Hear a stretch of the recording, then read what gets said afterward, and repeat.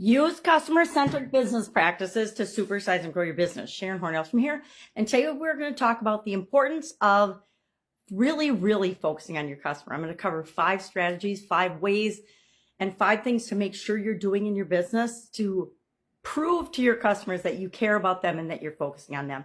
I'm going to share just 5 quick companies. I'm trying to do this very quickly today, that we know and have heard of and how they have used this to their competitive advantage and have supersized their businesses.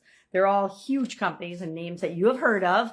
And I'm going to just share quickly the area that they have really honed in on of these 5 strategies to help them grow and supersize their business. You don't have to do all 5, but if you do all 5, you're really rigging the game in your favor. So number 1 is, of course, understand your customers. Understand your customer base, your desired customer base. What are their pain points? What are their problems? What solutions do you have that you can provide with them? What are their preferences? What are their desires? What kind of buying experiences do they expect and want? How do you do this? You research your target audience. You research the people that you're here to serve, and then you give them what it is that they want. And then the next one is in the way they want it. You want to enhance the customer journey and streamline your processes from the absolute first time they hear about your company to the after the purchase. After the purchase, we want to continue to stay in contact with people, right? But we want to map out all of our touch points and our processes so that we know from the customer's perspective. One of the first things I've ever done when I work with a new customer or a new client is I pretend I'm a customer and I work through their processes and their systems backwards. Why? Because it gives me a different perspective and it quickly and clearly identifies the gaps in the customer experience or the gaps in whatever process we're analyzing and auditing and looking at, because all of our processes need to be continually improving, and that especially includes how we interact with our customers and the experience they have with us. And you'd be surprised at how many companies have never even thought about the customer experience. They just make a product, sell a product, have created a service and a process, and they just sell that service and process. And they don't ever look at it from the perspective of the customer and how they feel and experience the process of doing business with you and your organization. Thirdly, we want to cultivate customer feedback. We always want to be learning from our customers. I say this all the time. People will tell you and show you everything you need to know about them if we open our eyes, open our ears, if we ask and then listen to the answers. People aren't really secretive about what they want and how they want to be treated. They're pretty open and honest about it usually, but we have to be willing to listen. So we have to listen to our customers. We have to get feedback through different mechanisms, through survey, through reviews.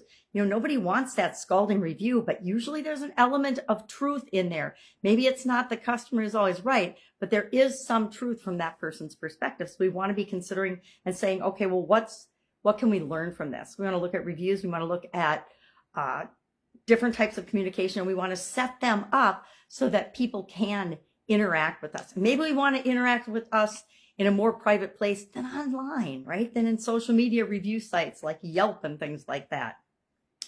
Fourthly, we want to empower and train our employees.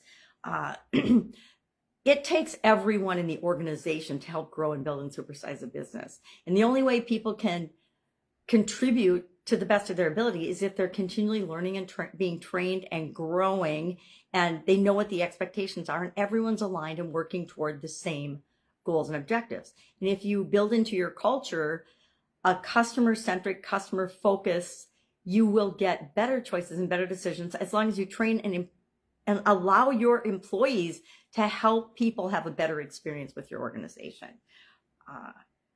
Seen a lot of organizations that have a top-down approach, but everything has to go through the manager. Have you ever called customer service and you get the pat answer that they're reading off the sheet, and you know that that doesn't solve your problem and you have to ask for a manager? Well, then the manager gives you their level of pat answer, and you have to keep going up, sometimes to the vice president level, to actually get a solution to a problem that should be a no-brainer if you have the right process and you're empowering people in your organization.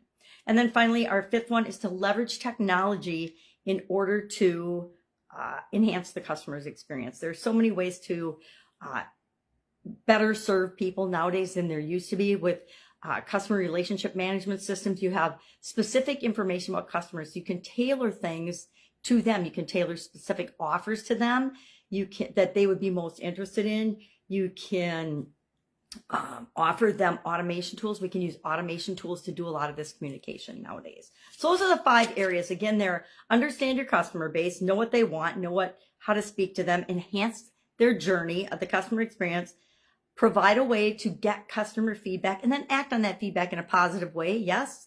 And then 4th, train and empower your employees so that they have the ability to help give people a better experience with your organization.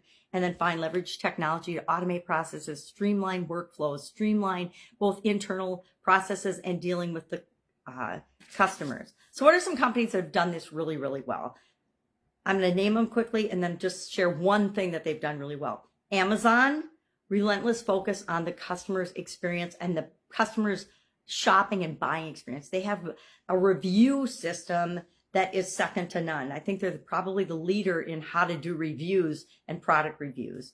Zappos is a shoe, and I think they have clothing and things now too, but I always thought of them as a shoe company. They have incredible customer service, and they have hassle-free returns and things that, especially when it comes to something like shoes. Have you ever gotten a pair of shoes and you always wear a size 7 and you get a size 7 and they're so small you feel like your feet are going to bleed? Well, they're super at taking things back and returning them. It's an easy return policy.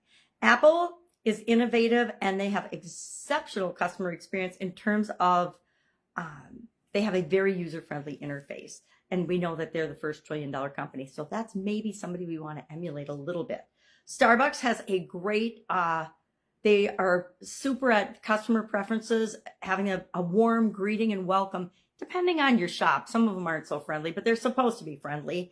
And they also have a really good loyalty program that a lot of companies mimic and model as they're creating their loyalty programs. And then Airbnb is the final one that I want to talk about. And they allow you to create your own travel experience. They disrupted the entire travel industry and lodging industry. And, people can say what they want about them, but they have created a very customer-centric, customer-focused platform to plan your next outing or vacation or excursion on. So those are just some of the things to get us thinking today about how can we be more customer-centric. And if you haven't done anything, I'd say the first thing to do is map out your customer experience. And if you want to really get a jump on it, map it out backwards from after the sale, what are you doing, to when they first hear about your organization. All right, that's it. Have an awesome day. If I can help in any way, just ask. Otherwise, focus on your customers. Have an amazing day, and I'll, of course, be with you tomorrow.